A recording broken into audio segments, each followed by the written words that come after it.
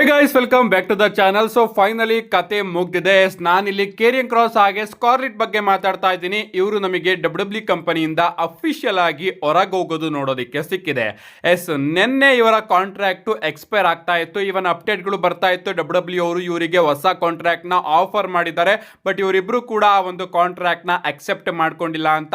And ಈಗ ನಿನ್ನೆ W ಅವರು ಇವರಿಬ್ರು ಕೂಡ ಅಫಿಷಿಯಲ್ ಆಗಿ ತನ್ನ ವೆಬ್ಸೈಟ್ ಅಲ್ಲಿ ಅಲ್ಯೂಮಿನಿಯಂ ಸೆಕ್ಷನ್ ಗೆ ಹಾಕಿದ್ದಾರೆ. ಅದಾದ್ಮೇಲೆ ಸಿಕ್ಕಾಪಟ್ಟೆ ರೂಮರ್ಸ್ ಗಳು ಕೂಡ ಬರೋದಕ್ಕೆ ಶುರು ಆಗುತ್ತೆ. ಪ್ರಾಬಬ್ಲಿ ಇದೆಲ್ಲದೂ ಕೂಡ ಡಬ್ಲ್ಯೂ ಸ್ಟೋರಿ ಲೈನ್ ಆಗಿರಬಹುದು.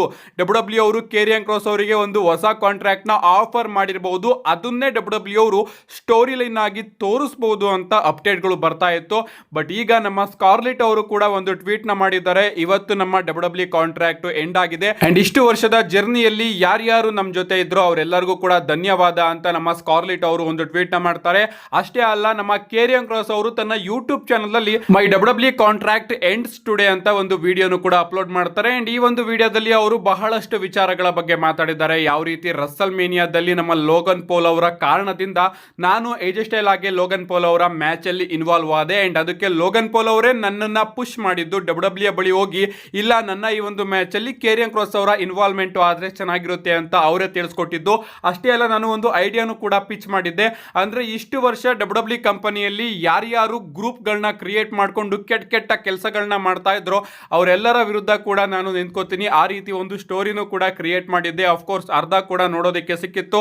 ಅದಾದ್ಮೇಲೆ ಇದು ಕೂಡ ಕ್ಯಾನ್ಸಲ್ ಆಯ್ತು. ಅಂಡ್ ರೀಸೆಂಟ್ ಆಗಿ ಡಬ್ಲ್ಯೂ ಅವರು ಕೂಡ ನನ್ನ ಬಳಿ ಬಂದು ಮಾತಾಡಿದ್ರು. ಬಟ್ ಆ ಒಂದು ಕಾನ್ವರ್ಸೇಷನ್ ನನಗೆ ಇಷ್ಟ ಆಗಿಲ್ಲ. ಅದೇ ರೀತಿ ಡಬ್ಲ್ಯೂ ಬ್ಯಾಕ್ ಸ್ಟೇಜ್ ಅಲ್ಲಿ ಫ್ಯಾನ್ಸ್ ಗಳು ಮಾಡುವಂತಹ ಚಾಂಟ್ ಇದೆಯಲ್ಲ, ವಿ ವಾಂಟ್ ಕ್ರಾಸ್ ಅನ್ನೋ ಒಂದು ಚಾಂಟ್, ಅದ್ರ ಬಗ್ಗೆ ನೀನು ತಲೆ ಕೆಡಿಸ್ಕೋಬೇಡ. ಆ ಚಾಂಟ್ಸ್ ಗಳನ್ನ ನಾನು ಇಗ್ನೋರ್ ಮಾಡುವಂತನೂ ಕೂಡ ಕೆಲವೊಂದಷ್ಟು ಸಜೆಷನ್ಸ್ ಗಳು ಕೇರಿಯನ್ ಕ್ರಾಸ್ ಅವರಿಗೆ ಬಂದಿತ್ತಂತೆ.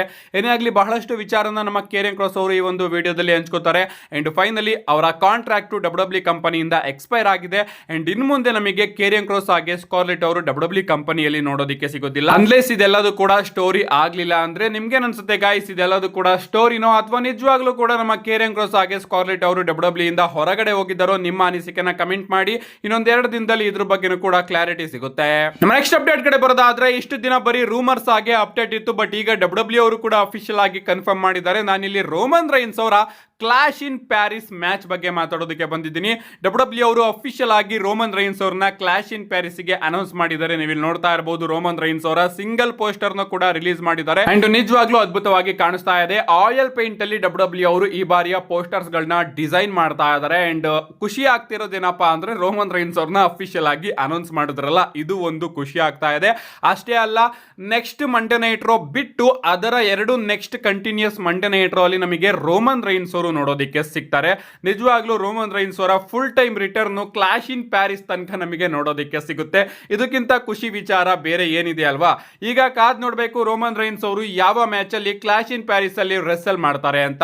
ನೆಕ್ಸ್ಟ್ ಅಪ್ಡೇಟ್ ಕಡೆ ಬರೋದಾದ್ರೆ, ಇದಿರ್ತಕ್ಕಂಥದ್ದು ನಮ್ಮ Cenation leader 17 time champion John Cena ಅವರ ಬಗ್ಗೆ. ನಿಮಗೆ ಗೊತ್ತಿರಬಹುದು, ಜಾನ್ ಸಿನಾ ಅವರ ಫೇಸ್ ಟರ್ನ್ ನಮಗೆ ನೋಡೋದಕ್ಕೆ ಸಿಕ್ಕಿದೆ. ಅಂಡ್ ಈಗ ಅವರ ಈ ಒಂದು ರೈನು ಸಿಕ್ಕಾಪಟ್ಟೆ ಎಮೋಷನಲ್ ಆಗಿ ಕೂಡ ಕನ್ವರ್ಟ್ ಆಗ್ತಾ ಇದೆ. ಯಾಕಂದ್ರೆ ಇನ್ನ ಉಳಿದಿರೋದು ಕೇವಲ 12 ಡೇಟ್ಸ್ ಗಳು ಮಾತ್ರ. ಅಂಡ್ ರೀಸೆಂಟ್ ಆಗಿ ನಮ್ಮ ಜಾನ್ ಸಿನಾ ಅವರು ಒಂದು ಸ್ಟೋರಿನೂ ಕೂಡ ಶೇರ್ ಮಾಡ್ಕೊಂಡಿದ್ದಾರೆ. ಅಂಡ್ ಆ ಒಂದು ಸ್ಟೋರಿ ಕೇಳಿದ್ಮೇಲೆ ನನಗೂ ಕೂಡ ಅನ್ನಿಸ್ತು, ಯಾಕೆ ನಮ್ಮ ಜಾನ್ ಸಿನಾ ಅವರು ಗ್ರೇಟೆಸ್ಟ್ ಆಫ್ ಆಲ್ ಟೈಮ್ ಅಂತ. ಅವ್ರು ಹೇಳ್ತಾರೆ, ನನ್ನ ಕರಿಯರ್ ಅಲ್ಲಿ ಇಲ್ಲಿವರೆಗೂ ಕೂಡ ನಾನು ರೆಸ್ಲಿಂಗ್ ಅಂತ ಮಾತಾಡೋದಿಲ್ಲ, ಬದಲಿಗೆ ಡಬ್ಲ್ಯೂ ಅಂತಾನೆ ಮಾತಾಡ್ತೀನಿ. ಅಂದ್ರೆ ಜಾನ್ ಸಿನಾ ಅವರ ಬಳಿ ಹೋಗ್ಬಿಟ್ಟು ನೀನು ರೆಸ್ಲಿಂಗ್ ನ ನೋಡ್ತೀಯಾ ಅಂತ ಕೇಳಿದ್ರೆ ಅವರು ರೆಸ್ಲಿಂಗ್ ನ ನೋಡ್ತೀನಿ ಅಂತ ಅವ್ರು ಹೇಳೋದಿಲ್ವಂತೆ, ಬದಲಿಗೆ ನಾನು ಡಬ್ಲ್ಯೂ ನ ನೋಡ್ತೀನಿ ಅಂತ ಹೇಳ್ತಾರಂತೆ. ಅಷ್ಟೇ ಅಲ್ಲ, ನಿನಗೆ ರೆಸ್ಲಿಂಗ್ ಬಗ್ಗೆ ಏನಾದ್ರೂ ಗೊತ್ತಾ ಅಂತ ಕೇಳಿದಾಗ ನನಗೆ ಡಬ್ಲ್ಯೂ ಕಂಪನಿ ಬಗ್ಗೆ ಗೊತ್ತು ಅಂತ ನಮ್ಮ ಜಾನ್ ಸಿನಾ ಅವರು ಹೇಳ್ತಾರಂತೆ. ಸೊ ಆ ರೀತಿ ಲವ್ ನಮ್ಮ ಜಾನ್ ಸಿನಾ ಅವರಿಗೆ ಡಬ್ಲ್ಯೂ ಕಂಪನಿ ಮೇಲಿದೆ. ಅಷ್ಟೇ ಅಲ್ಲ, ನಿಮಗೆ ಗೊತ್ತಿರಬಹುದು, ಜಾನ್ ಸಿನಾ ಅವರು ಈಗ ಮೇಕ್ ಎ ವಿಶ್ ಕಾಂಟೆಸ್ಟ್ ಅಲ್ಲಿ ತುಂಬಾನೇ ಜಾಸ್ತಿ ಮೇಕ್ ಎ ವಿಶ್ ನ ಮಾಡಿರೋ ಸ್ಥಾನದಲ್ಲಿ ಇದ್ದಾರೆ. ಅಂಡ್ ರೀಸೆಂಟ್ ಆಗಿ ಅವರು ಹೇಳ್ತಾರೆ, ನಾನು ಆ ಒಂದು ಮೇಕ್ ಎ ವಿಶ್ ನ ಮಾಡೋದಕ್ಕೆ ಹೋದಾಗ ಮಕ್ಕಳುಗಳು ಕೂಡ ಕೆಲವೊಂದಷ್ಟು ಸಜೆಷನ್ಸ್ ಗಳನ್ನ ನನಗೆ ಕೊಡ್ತಾರೆ. ಅಂಡ್ ಆ ಸಜೆಷನ್ಸ್ ಗಳನ್ನೆಲ್ಲದನ್ನು ಕೂಡ ನಾನು ಯೂಸ್ ಮಾಡ್ತೀನಿ, ನನ್ನ ಮ್ಯಾಚಸ್ ಗಳಲ್ಲಿ ಅದನ್ನ ಇಂಪ್ಲಿಮೆಂಟ್ ಮಾಡ್ತೀನಿ ಅಂತ ನಮ್ಮ ಜಾನ್ ಸಿನಾ ಅವರು ತಿಳಿಸಿದ್ದಾರೆ.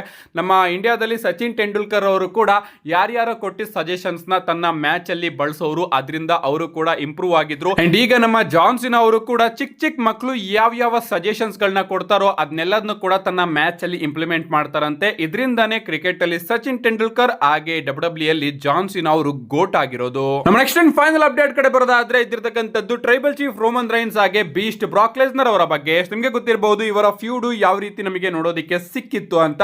ನಿಜವಾಗ್ಲೂ ಒಬ್ಬೊಬ್ಬರಿಗೆ ಸಿಕ್ಕಾಪಟ್ಟೆ ಬೋರ್ ಅನ್ಸಿರುತ್ತೆ, ಇನ್ನೊಬ್ಬೊಬ್ಬರಿಗೆ ಸಿಕ್ಕಾಪಟ್ಟೆ ಅದ್ಭುತ ಅನ್ಸಿರುತ್ತೆ. ಅದರಲ್ಲೂ ಇಂಡಿಯನ್ಸ್ ಗಳಿಗೆ ಮಾತ್ರ ಈ ಒಂದು ಫ್ಯೂಡ್ ಸಿಕ್ಕಾಪಟ್ಟೆ ಅದ್ಭುತ ಅಂತಾನೆ ಅನ್ಸಿರುತ್ತೆ. ಇವರ ಮ್ಯಾಚ್ ಎಷ್ಟು ಬಾರಿ ಆದ್ರೂ ಕೂಡ ಇನ್ನೊಮ್ಮೆ ಆಗ್ಲಿ ಅಂತ ಎಲ್ಲರೂ ಕೂಡ ಆಸೆ ಇಟ್ಕೊಂಡಿರ್ತೀರಾ. ಸೊ ರೋಮನ್ ರೈನ್ಸ್ ಅವರ ಥಿಂಕಿಂಗ್ ಕೂಡ ನಮ್ಮ ಥಿಂಕಿಂಗ್ ರೀತಿನೇ ಇದೆ. ರೀಸೆಂಟ್ ಆಗಿ ರೋಮನ್ ರೈನ್ಸ್ ಅವರು ESPN ಜೊತೆ ಒಂದು ಇಂಟರ್ವ್ಯೂಗೆ ಬರ್ತಾರೆ ಅಂಡ್ ಅಲ್ಲಿ ಅವರ ಬಳಿ ಪ್ರಶ್ನೆನ ಕೇಳಲಾಗುತ್ತೆ, ನಿಮ್ಮ all time favourite opponent, all time favourite feud ಯಾವುದು ಅಂತ. ಅಂಡ್ ಆಗ ನಮ್ಮ ರೋಮನ್ ರೈನ್ಸ್ ಅವರು ಹೇಳ್ತಾರೆ, ನನ್ನ ಫೇವರೇಟ್ ಅಪೋನೆಂಟ್ ಹಾಗೆ ಫೇವರೇಟ್ ಫ್ಯೂಡ್ ಬೇರೆ ಯಾವುದು ಅಲ್ಲ, ಬದಲಿಗೆ ಬ್ರಾಕ್ ಲೆಸ್ನರ್ ಅವರ ವಿರುದ್ಧದ ಫ್ಯೂಡ್. ನಿಜವಾಗ್ಲೂ ಆ ಒಂದು ಫ್ಯೂಡ್ ನನಗೆ ತುಂಬಾನೇ ಇಷ್ಟ ಅಂತ ನಮ್ಮ ರೋಮನ್ ರೈನ್ಸ್ ಅವರು ತಿಳಿಸಿದ್ದಾರೆ.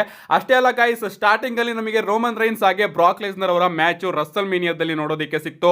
ಅದಾದ್ಮೇಲೆ ಇವರ ನಡುವೆ 7 ಮ್ಯಾಚಸ್ ಗಳು ನಮಗೆ ನೋಡೋದಕ್ಕೆ ಸಿಕ್ಕಿದೆ. ಸ್ವಲ್ಪ ಮ್ಯಾಚ್ ಚೆನ್ನಾಗಿದೆ, ಸ್ವಲ್ಪ ಮ್ಯಾಚ್ ಚೆನ್ನಾಗಿಲ್ಲ, ಇದನ್ನು ನಾನು ಕೂಡ ಒಪ್ಕೋತೀನಿ. ಬಟ್ ರೋಮನ್ ರೈನ್ಸ್ ಅವರು ಈಗ ಯಾವ ಸ್ಥಾನದಲ್ಲಿ ಇದಾರೋ ಆ ಸ್ಥಾನಕ್ಕೆ ಬರಬೇಕು ಅಂದ್ರೆ ಅದಕ್ಕೆ ಮೈನ್ ರೀಸನ್ ಬ್ರಾಕ್ ಲೆಸ್ನರ್ ಅವರೇ. ಯಾಕಂದ್ರೆ ಅದನ್ನ ಬುಕ್ ಮಾಡ್ತಿದ್ದು ನಮ್ಮ ವಿನ್ಸ್ ಮಿಕ್ಮ್ಯಾನ್. ವಿನ್ಸ್ ಮಿಕ್ಮ್ಯಾನ್ ಗೆ ಗೊತ್ತು, ಒಬ್ಬ ಸೂಪರ್ ಸ್ಟಾರ್ಸ್ ನ ಮೇಲ್ಗಡೆ ತಗೊಂಡೋಗ್ಬೇಕು, ಫೇಸ್ ಆಫ್ ದ ಕಂಪನಿ ಮಾಡಬೇಕು ಅಂದ್ರೆ ಅವನನ್ನ ಯಾವ ರೀತಿ ಅಪೋನೆಂಟ್ ವಿರುದ್ಧ ಬುಕ್ ಮಾಡಬೇಕು ಅಂತ. ಅಂಡ್ ಆ ಒಂದು ಟೈಮ್ ಅಲ್ಲಿ ವಿನ್ಸ್ ಮಿಕ್ಮ್ಯಾನ್ ಅವರಿಗೆ ಕಾಣಿಸಿದ್ದು ಬ್ರಾಕ್ ಲೆಸ್ನರ್ ಮಾತ್ರ. ಸೊ ಬ್ರಾಕ್ ಲೆಸ್ನರ್ ಅವರ ವಿರುದ್ಧ ಮ್ಯಾಚ್ ಆಡಿನೇ ನಮ್ಮ ರೋಮನ್ ರೈನ್ಸ್ ಅವರು ಈಗ ಎಲ್ಲಿ ಇದಾರೋ ಅಲ್ಲಿ ಇರೋದಕ್ಕೆ ಸಾಧ್ಯ. ಬ್ರಾಕ್ ಲೆಸ್ನರ್ ಹಾಗೆ ರೋಮನ್ ರೈನ್ಸ್ ಅವರ ಫ್ಯೂಡ್ ನೋಡೋದಕ್ಕೆ ಸಿಕ್ಕಿಲ್ಲ ಅಂದಿದ್ರೆ ಈಗ ರೋಮನ್ ರೈನ್ಸ್ ಅವರು ಸ್ವಲ್ಪ ಜನರ ಫೇವರೇಟ್ ಕೂಡ ಆಗ್ತಾ ಇರಲಿಲ್ಲ. ಇದು ನಿಜ. ನಿಮ್ಗೆ ಅನ್ಸುತ್ತೆ ಇದ್ರ ಬಗ್ಗೆ? ನಿಮ್ಮ ಅನಿಸಿಕೆನ ಕಮೆಂಟ್ ಮಾಡಿ ಅಂತ ಹೇಳ್ತಾ, see you guys in my next video.